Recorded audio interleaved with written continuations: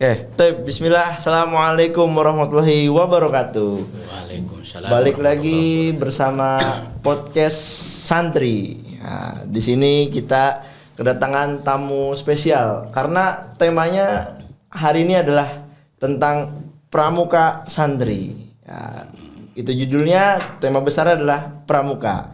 Nah, sekarang sudah ada beliau ini kakak pembina atau bisa pelatih juga di pesantren Doron Jado Cibining ya. Dengan Kak Saiful Hadi ya. Kak, bisa disapa Kak untuk teman-teman. Ya. Assalamualaikum warahmatullahi wabarakatuh. Tahiyya kasafah. Tahiyya. Scott salut. Salut. Salam pramuka. Salam. Alhamdulillah. Oke. Kak Saiful Hadi, kalau boleh tahu mulai pramuka ini tahun berapa Kak? Mulai aktif pramuka. Mulai aktif pramuka atau di mana ini? Waktu semasa santri aktif pertama pramuka di mana? Saya selama menjadi santri itu mulai aktif pramuka di Darun Najah Ulu Jami. Tahun 1983 saya merasakan jadi penggalang. Di sana digembleng oleh kakak pembina yang luar biasa, yang masih terkesan. Jadi dengan kegiatan outingnya atau yang kita dengan with game-nya, dan ya banyak hal-hal yang mengesankan. Ya, dikatakan bahwa pramuka itu is not only jolly game but also fun education. Pramuka bukan sekedar permainan yang menarik, tapi juga pendidikan yang sangat menyenangkan. Dan itu saya rasakan ketika menjadi santri di Darun Najah Ulu Jami. Terkesan sekali dengan keterampilannya, dengan leadershipnya dan lain sebagainya. Kegiatan yang menarik itu pertamanya. Oke. Dan kalau boleh tahu nih Kak, pertama kali KMD dulu tahun berapa? Saya pertama kali KMD itu di Darun Najah Jakarta tahun 1987. Itu KMD Jaya Raya Kedua yang dikenal di sana. Kalau di pondok namanya Cadika Jaya Raya 2. Pelaksanaan campingnya dulu ada kalau malam sessionnya itu di kelas selama sekian hari, kemudian kita untuk selama 1 pekan kita camping. Jadi outingnya itu di alam terbuka, kita camping itu di pesantren Darul Mutakin tahun 1987. Waktu itu di Darul Mutakin belum ada santrinya. Nah, kita sudah camping duluan di situ. Ya, kesannya ketika hujan di situ ya kompornya juga tenggelam. Yaitu di lapangan itu sekarang kalau Darul Mutakin itu jadi lapangan parkir di samping Masjid Putih. Itu dulu kita lapangan di situ campingnya itu. Alhamdulillah banyak hal yang menarik dan tambah mengesankan ketika pramuka. Jadi bukan hanya sekedar bermain, tapi banyak sekali pendidikan-pendidikan di alam terbuka, pendidikan-pendidikan yang kita bisa ambil manfaatnya untuk kita kembangkan ke peserta didik itu. Kira-kira Itu KMD tahun 1987. Berarti wah sudah berapa puluh tahun yang lalu tuh ya, sudah 30 sekian tahun lah. 30 sekian tahun. 30 sekian itu tahun udah. KMD. Untuk KML Kak, kalau boleh tahu di mana nih? KML alhamdulillah pada tahun 1992 saya diamanai oleh pimpinan pesantren Darun Najah 2 Ayahanda Kiai Haji Jamhari Abdul Jalal untuk bisa ikut sebagai peserta mewakili Darun Najah Cipining di Pondok Pesantren Darussalam Gontor. Dan Gontor pada saat itu pertama kali mengadakan KML tahun 1992. Itu bagi para alumni Gontor atau pesantren-pesantren alumni yang ada di seluruh Nusantara, termasuk yang di Kalimantan, yang dari Sumatera, dari NTT, dari Madura dan sebagainya. Alhamdulillah saya sangat-sangat berterima kasih ya, dan sangat luar biasa di situ di KML itu, karena kita bisa menimba pengalaman dari pembina berbagai macam daerah di KML tahun 92. Saya satu-satunya utusan dari Cipining karena waktu itu emang kita yang sudah KMD ya, mewakili Cipining pagi memberikan amanat pada saya. Nah, disitulah mulai bertekad insya Allah saya ingin tetap membina pramuka untuk bagaimana ikut andil di pramuka, ikhlas bakti bina bangsa, bayar budi, bawa laksana. Itu kira-kira yang sudah tertanam di hati kami waktu saat itu. Bismillah. Itu KML tahun 1992 pertama kali, dan itu KML perdana di Gontor. KML perdana di Gontor, karena saya ingat betul waktu Pak Kiai Sukri Allah yarham dalam sambutannya, nanti santri-santri Gontor kelas 6 harus sudah lulus KML, harus sudah ikut KML nanti. Jadi ini alhamdulillah saya ikut perdana KML tahun 92 di pesantren Darussalam Gontor, bagi para alumni atau pesantren alumni yang ikut di situ.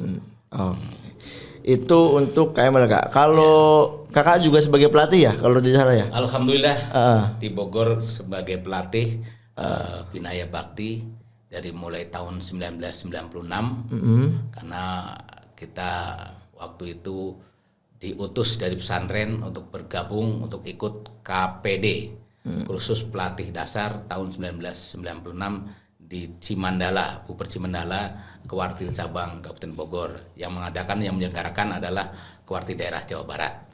Sama halnya tadi di Darussalam itu tahun 92 itu Kewarti cabang Ponorogo yang mengadakan, tempatnya di Gontor Darussalam itu. Kita tahun 96 yang mengadakan Kewarti daerah Jawa Barat, tempatnya di Kewarca Bogor di Puper Cimandala. Alhamdulillah bisa ikut berpartisipasi dan juga menimba ilmu di dalam kursus pelatih dasar. Oke, Kak, itu kan tadi sudah perjalanan cukup panjang ya. Alhamdulillah. Terus dimulai aktif di Darun Najah 2 membina pramuka itu dari tahun berapa? Dari tahun 1989. 89. Ya, alhamdulillah setelah selesai santri, karena saya selesai tahun 89 di Darun Najah, dapat amanah dari Ayah Marus Saiful Hadi, ngabdi di Cipining, dapat surat tugasnya. Bismillah. Setelah kita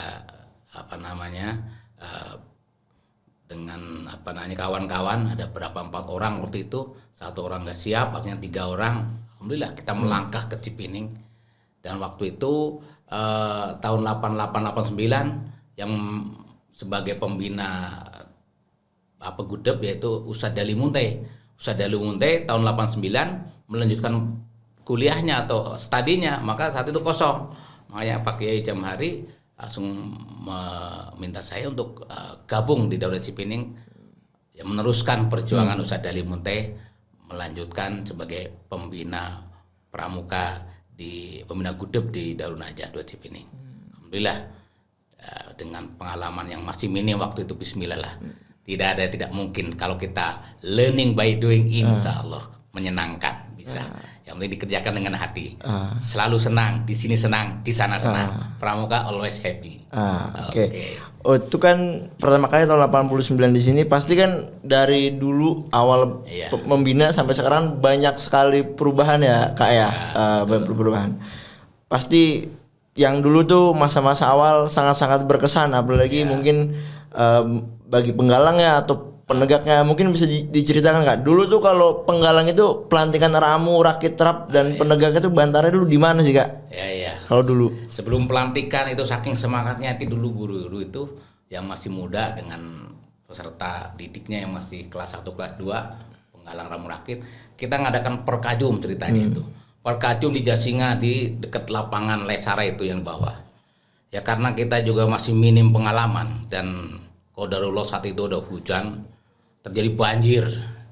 Jadi malam itu anak-anak kita evakuasi ke SD Jasinga 1-2.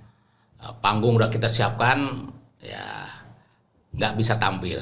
Alhamdulillah anak-anak nggak ada kendala apa-apa, cuman yaitu tempat campingnya karena kena banjir ya wassalam pada sendal sepatu ya, seperti begitulah. Yang penting anak-anak selamat. Itu menjadi pengalaman bagi kami sebagai pembina. Ketika mengadakan kegiatan di alam terbuka kemah, kita harus melihat dulu medannya.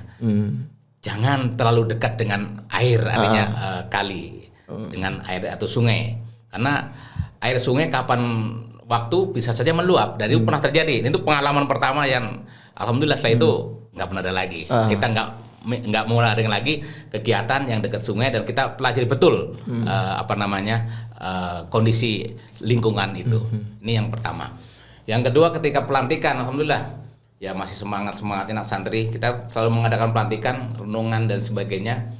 Setelah camping itu malamnya itu di di kampus 2 itu yang lapangan samping danau itu yang sekarang ditanamin kelapa. Kita pelantikannya itu ramu rakit selalu di Gua Gudawang, jalan kaki malam-malam. Di Gua Gudawang tuh masih bawah, nggak kayak sekarang itu masih gelap kan, belum ada apa-apa, masuknya ke susah, harus bawa golok dulu, kesrek dulu rapiin sambil bawa garam. Nah selalu pembina yang di depan, bawa senter sebelum peserta didik masuk taburin garam dulu, garam badak gitu. Baru setelah yakinkan aman, baru peserta. Nah, baru belakang pembina. Jadi selalu di depan pembina, tengah peserta, belakang selalu pembina. Jadi kita ada tim, jadi nggak bisa pembina itu harus, mungkin saya sendiri nggak bisa. Alhamdulillah awal-awal guru-gurunya semangat dan itu kerja tim. Ya kita bisa begini karena timnya tim solid. Alhamdulillah. Pembina dari Ustadz Jufri dari Al-Amin semangat, dari Gontor juga sama Ustadz Bahri dan sebagainya. Banyak kawan-kawannya dari Gontor, dari Al-Amin tuh, dari Al-Islam. Ustadz Ahmadun, Ustadz Sukron, semuanya alhamdulillah saling bahu-membahu semangat untuk kegiatan santri ini dalam pramuka ini. Ya kita alhamdulillah anak juga senang, kita mengadakan kegiatan pelantikan selalu di alam terbuka sesuai dengan scouting. Scout, SC itu scout itu kan outing, lebih banyak outingnya. Schoolnya itu hanya berapa persen, tapi outing di alam terbuka itu lebih luas, 80%. Maka kegiatan pramuka 80% harus di alam terbuka, biar lebih menarik dan menyenangkan. Itu pelantikan untuk penggalang. Ya, kalau untuk penegaknya pertama kali tahun berapa untuk pelantikan? Dan di mana kalau boleh tahu? Pelantikan penegak Bantara, karena kita ingin waktu itu ya menjajal kemampuan anak santri. Sudah agak gede-gede kan beda. Iya. Ketika penggalang di Gua Gudawang, di sini udah jalan juri malam udah berani. Kita coba bagaimana memacu adrenalin. Nah, karena waktu itu sudah ada bentuk sakwala. Dari awal pun kita bentuk sakwala itu. Santri pencinta alam. Sakwala kita bentuk dari tahun 80 90-an. Ketuanya waktu itu Firstiawan Yuliandri itu. Jadi sakwala kita dengan kawan-kawan sakwala yang usianya sudah penegak. Walaupun masih usianya kelas 3, tapi kita lihat di sana usia kelas 3 ada yang udah 16 tahun waktu itu. Kita buat penegaknya walaupun lebih banyak. Nah, itu yang kita rekrut untuk mempersiapkan sakpala. Nah, tahun 92 itu sudah terbentuk yaitu ambalan. Ada ambalan Darun Najah itu masih ambalan Hasanuddin, ambalan Diponegoro namanya itu. Ada kalau nggak salah sekian ambalan lah, 2 atau 3 4 ambalan itu. Kita ingin pelantikan Bantara. Karena kalau kata orang sekarang mau pramuka tapi belum dilantik Bantara. Rugi dong katanya begitu. Pramuka tapi nggak dilantik Bantara, rugi dong. Sama pramuka tapi nggak Garuda, rugi dong.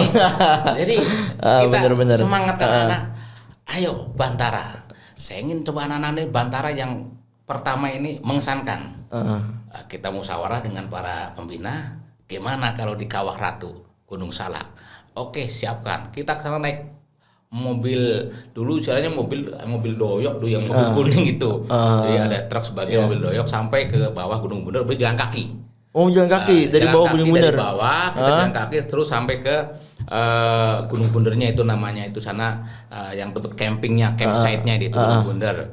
Baru kita nginep semalam di situ, baru pagi-paginya kita jalan langsung ke Gunung Salak, yaitu ke Kawah Ratu. Sampai di atas sekitar jam 12 lewat lah, jam tengah satuan. Kita di sana sholat dohor dengan asar, kita jamak kosor, selesai sholat semuanya, baru kita pelantikan. Pelantikan selesai, anak-anak namanya di Kawah Ratu ya, iya, betul, ada cemong-cemongan Kawah Ratu.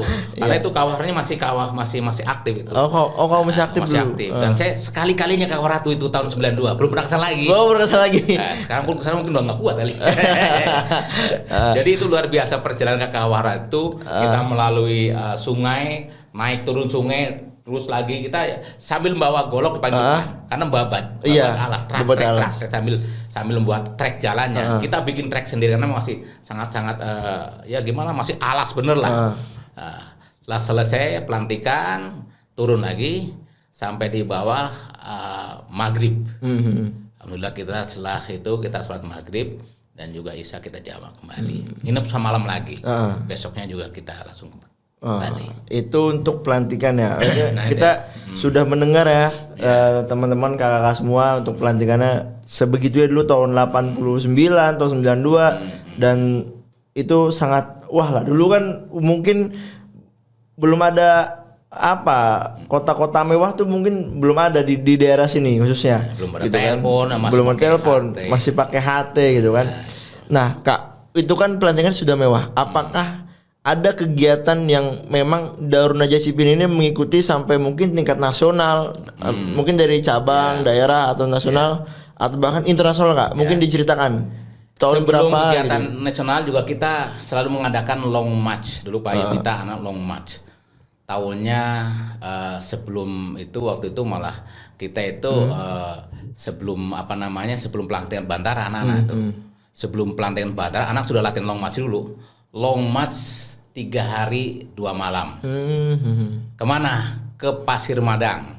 Jadi anak-anak kita drop dulu naik truk sampai ke Cipatat. Nah, kalau sekarang kampungnya saya Jogi itu Cipatat itu. Dari situ langsung naik jalan.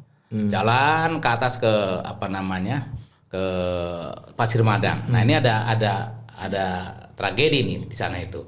Ada sekitar 3 regu yang hampir hilang. Karena itu nggak tahu bagaimana kesasar, padahal perasaan saya udah paling belakang itu waktu itu. Ada yang paling belakang. Sampai maghrib kita di atas itu di camp di Pasir Madang, cek lagi ada sekitar 3 yang datang. Kami lapor ke Pak Yai di sini pakai HT. Mau nggak mau udah capek, udah laporkan Pak Yai bahwa 3 regu ini belum kembali. Akhirnya Pak Yai koordinasi dengan Pak Wawan, karena teman Pak Yai itu Pak Wawan itu sebagai asper itu di sana. Di Pasir Madang, asper itu ya pimpinan lah di situ ya. Pak Haji Wawan. Nah, Pak Haji Wawan itu langsung menggerakkan anak buahnya polisi hutan dengan pakai trail muter Gunung Halimun. Akhirnya alhamdulillah ketemu. Alhamdulillah. Sekitar 3 regu. 3 regu. 3 regu kalau nggak salah regunya Farhan itu. Siapa itu? Masih hangat alumni kedua lah yang itu. Alumni kedua itu. Farhan siapa itu ya? Alhamdulillah selamat semuanya.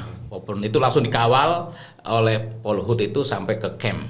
Dan itu sangat menarik gitu, artinya ketika kita masuk ke wilayah yang masih gunung yang masih sangat rawan, memang harus persiapkan karena kita dulu modelnya nekat, persiapan pun kurang, diantaranya anak-anak pun diantaranya tidak bawa kompas semuanya, tidak bawa ini ya begitu ini ya kita hanya minta, alhamdulillah bisa minta tolong pada polisi hutan, Polhut yang ada di Pawawan, dan dia tahu medan situ dengan trail-trail yang pasukan yang beliau siapkan, alhamdulillah anak kita ketemu malam itu.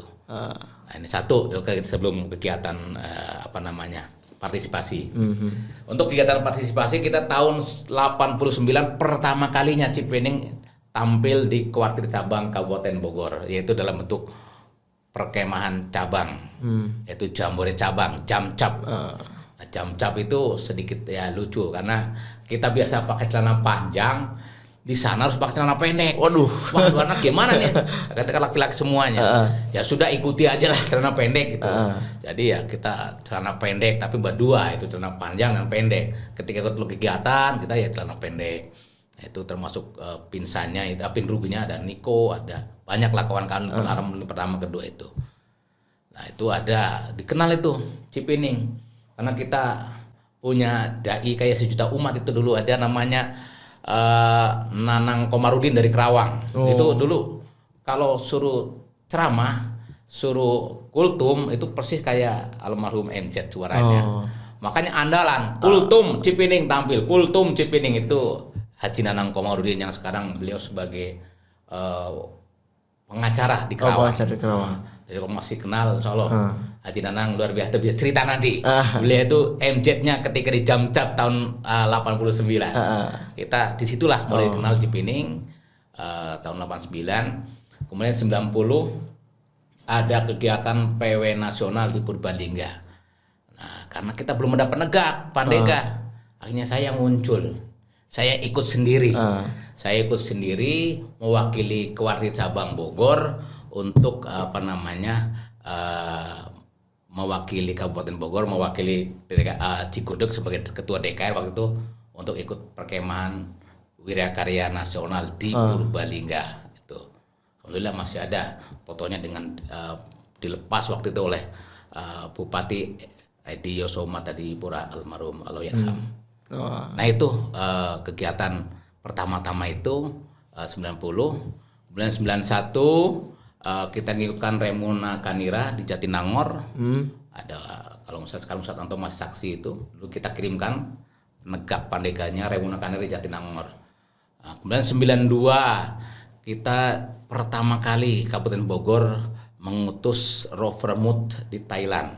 Satu dari Cipining, satu dari Dul Takwa. Masya Allah. Cipining namanya Fristiawan Yuliandri. Sekarang beliau sebagai kiai pimpinan di pesantren Sukamakmur. Sukamakmur. Beliau sering kesini, alumni pertama. Nah, beliau yang sebagai ketua Sapala tahun 92, Fristiawan kita kirimkan untuk ikut rover mood di Thailand. Nah, tahun 92 juga itu Fristiawan juga ikut Remuna Nasional di Cibubur. Kita ikut mengutus satu orang mewakili Kabupaten Bogor dari kuartir cabang Kabupaten Bogor untuk ikut Remuna Nasional di Cibubur. Itu tahun 92 itu. Kalau ajang event lomba kira-kira Kak, ada nggak Darunja Cibening pernah mengirimkan dulu entah kemana, ke Gontor atau kemana? Pertama kali melangkahkan ke Gontor tahun 90 pada tahun 1980 kegiatan Lapan Windu Gontor. Lapan Windu Gontor. Di situ kita mengirimkan satu regu penggalang macan kampus, regu macan kampus dengan satu sangga penegak. Walaupun penegaknya belum lengkap, karena nyari yang usia 16 tahun belum ada, sampai 8 orang, 10 orang nggak ada. Kalau nggak salah waktu itu kita mendapat penegak itu ada 6 orang, kurang 4 orang itu. Karena waktu itu kan satu sangga, satu regu 10 orang. Betul. Ya seadanya aja berangkatkan, yang penting ikut ke Gontor. Tahun 1990 yaitu dalam rangka peringatan Lapan Windu Gontor. Dulu masih namanya Jambore dan Remuna Jamrana atau LP3 dulu. Itu pertama kali kita ikut. Yang pertama kan belum lama ini dari Kementerian Pendidikan itu kan menyikapi bahwa pramuka sudah tidak diwajibkan kembali. Sudah tidak diwajibkan lagi, maaf ya, sorry. Tidak diwajibkan. Tidak diwajibkan sebagai ekskul wajib. Tanggapan Kakak sendiri untuk kebijakan itu seperti apa? Ya, saya sama sehati mungkin dengan Kuartir Nasional. Karena baru beberapa pekan lalu Kuartir Nasional menyelesaikan Rakernas, dan salah satu rekomendasinya surat dari Kuartir Nasional disampaikan kepada Menteri Pendidikan untuk mencabut keputusan Menteri itu. Jadi bagaimanapun juga pramuka itu adalah sangat besar ikut andil di dalam perjuangan bangsa ini. Karena adalah pendidikan karakter, pendidikan bela negara di situ, pendidikan hubul waton di situ, banyak sekali pendidikan yang ada di pramuka.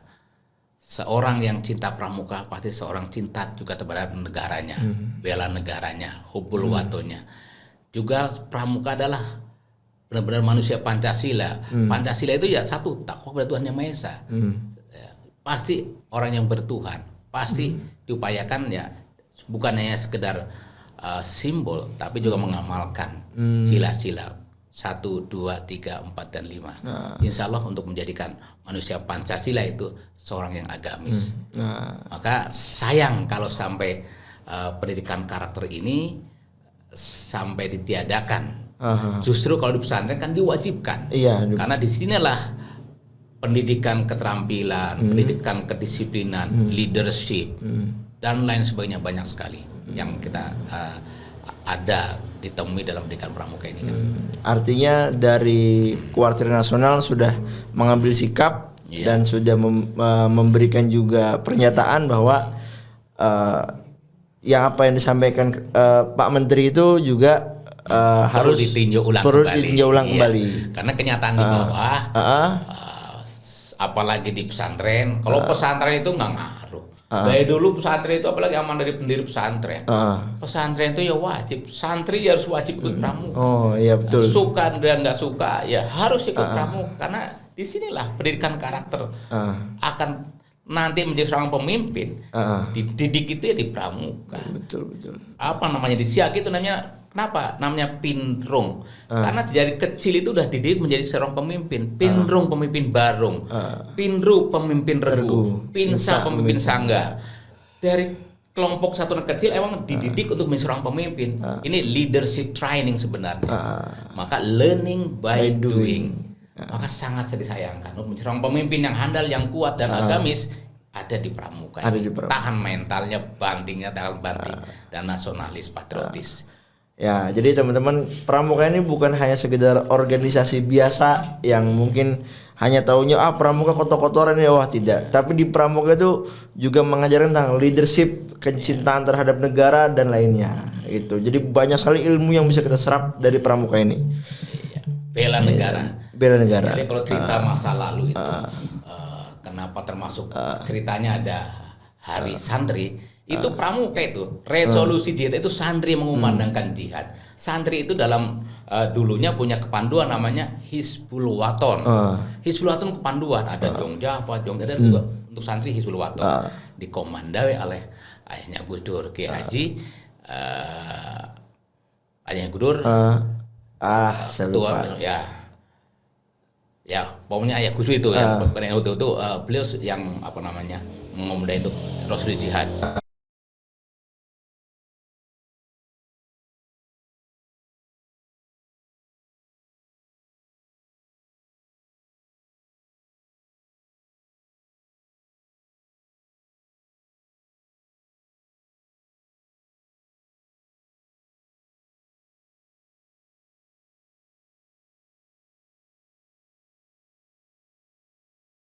Sejarah perjuangan bangsa erat kaitannya dengan kepramukaan.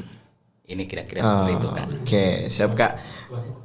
Ini masih belum habis pembahasannya. Masih penasaran? Masih ada banyak pertanyaan lagi akan beliau jawab nanti.